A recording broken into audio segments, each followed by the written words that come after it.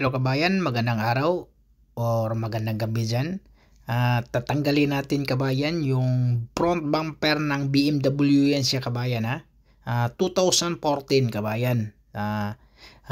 Ganun siya kabayan, iba ang pamaraan ng pagtanggal dito kabayan sa BMW. So bago ang lahat kabayan, huwag kalimutang mag-subscribe at i-click ang notification bell for more car body repair tutorial and tips kabayan. Ito na kabayan, paano tanggalin yung bumper na yan kabayan, sa front bumper ng BMW 2010 model to siya kabayan ha, lumang modelo to siya kabayan. Yung panel pala tinanggal ko na yung kabayan, tingnan natin kung ano modelo talaga. Wala eh. So basta ito kabayan, itong pinder bago yan bro. Tapos ito kabayan, yun paano tanggalin ito kabayan, mayroon yan dito, yan flower yan siya kabayan ha. Tapos ito dito tatanggalin natin to, putulin natin to sa kabayan ng cutter. Yan ang ipapalit natin, ito yung post pin na. Tapos yung sa baba naman, tingnan natin yung baba, yung 8mm lang yan sa kabayan. So 2014 BMW X3, yan lumang modelo na sa kabayan, 214 na pa, 2014 yan. Tanggalin ko na kabayan para makita nyo kabayan ha. Tingnan mo, unahin muna natin sa baba kabayan, 8mm yan sa kabayan. Yan. So yan, di ba? Saglit lang tanggalin yung 8mm natin kasi mayroon naman tayong power tools na yan siya kabayan. Pero yung power tools ko kabayan, medyo mahina na yan siya kabayan, hindi na ganong malakas siya. Hindi katulad nung bago pa. Yung bago pa, yung 12mm, kayang-kaya yung sa mga may pintuan. Kahit matibay pa yan. Pero yan, humihina na siya, parang nangailangan ng bago yan. Yan yung kabayan, yung kinatabi ko yung molding kabayan, kinakat ko na lang yung cutter. Yan. Tapos yung ibabalik natin yan, yung post pin na. Hindi na tayo mag-rivet. Kasi rivet yan sa kabayan eh. Kasi wala tayong rivet doon na malaki yung ulo. Yung malaking ulo kasi yan eh. Tapos yun, ibabalik natin yung post pin na kasi malaki yung. Tapos insakto lang naman siya sa BMW. Lahat ng BMW yung molding yan kabayan. Post pin mo na pagbalik para hindi ka na mahirapan. Kasi pag gagamit ka ng rivet, matagal pa yon. Kasi pasok nyo rivet, tapos diin mo yun, pag post pin, diin mo lang lagas, tapos okay na. Yan, katulad yung kabayan, yung clip na yan, ingatan mo yung molding na yun, yung clip para hindi masira. Kasi yung kabilang side, yung ginawa ko ngayon, ibabalik natin yan. Yung kabilang side, bagong molding yun.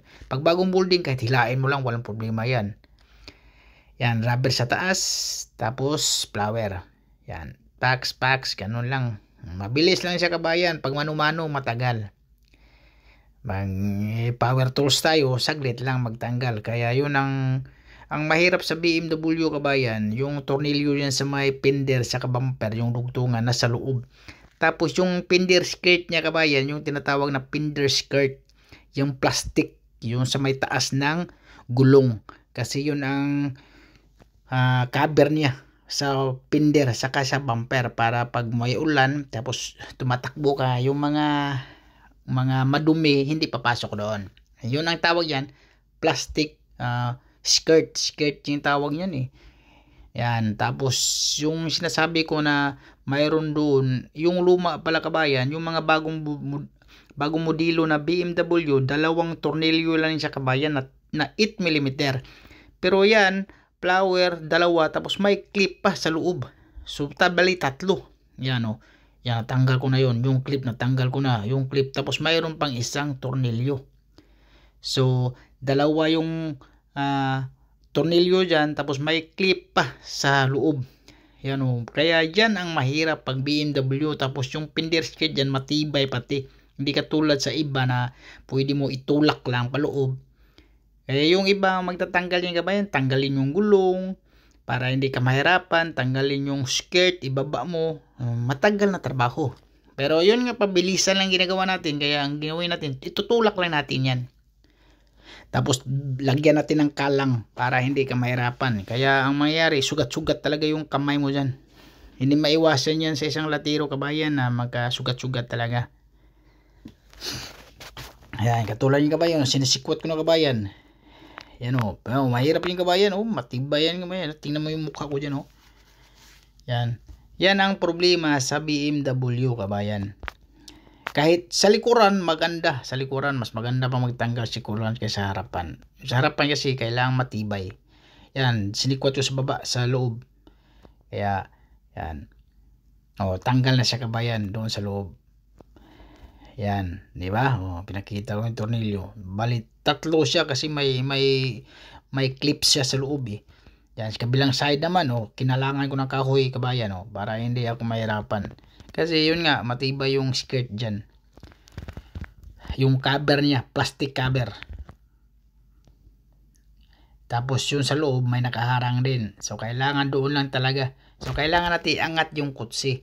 Iangat eh. Mayroon naman automatic diyang angat pero hindi ko na tinudo kabayan kasi baka yung sa ilalim may mga mas tamaan sa ilalim, delikado din. Lalo na yung mga tangke sa ilalim. Kaya pero pwede naman kabayan. Basta titingnan mo lang yung sa ilalim, kung sa tingin mo walang matamaan doon, iangat mo dyan. Tapos paling mo lang yung gulong. Yan. Yan kabayan Tapos yung molding naman kabayan, bago yan. Kabayan Kaya ang ginawa ko kabayan, binatak ko lang, sinira ko kabayan kasi bago naman yung pinder na yan eh. Bagong pinder, bago yung bumper, hayaan mo nang masira yan, walang problema. Bago din yung headlight.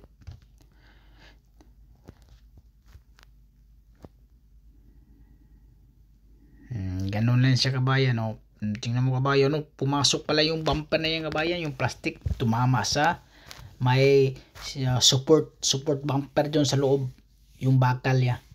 So yan kabayan, tanggalan siya kabayan. Tapos titinggalin natin yung wiring, may wire dyan kabayan sa paglight. Kaya pag hila mo, wag mong hilahin masyado kasi delikado pag mayroong wiring, lalo na yung mga may sensor, delikado, masisira. Kaya pag hilahin mo, tingnan mo sa loob, baka mayroong baka mayroong masira. Yan kabayan tanggal. Mayroon din doon sa kabila, mayroong wiring din tayo sa kabila.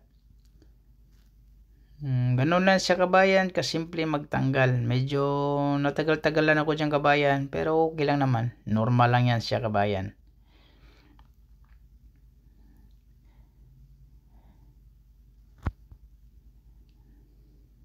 Yan yan ang wiring niya sa sensor kabayan. May sensor din yan sa mayroong paglight. Tapos yung grill pala tayo gawin, mayroong bago sa kabilang side, yung right side. Mayroong bagong headlight. Tapos mayroong mga dinagdag tayo nga pisa dyan kabayan kasi yung plastic ng radiator kabayan, yung nasa harapan, basag yan kabayan, hindi nakita sa estimator. So kailangan mong punta natin yung estimator tapos sabihin na mayroong mga basag pa. So mag-a-add lang yun sa mga spare part.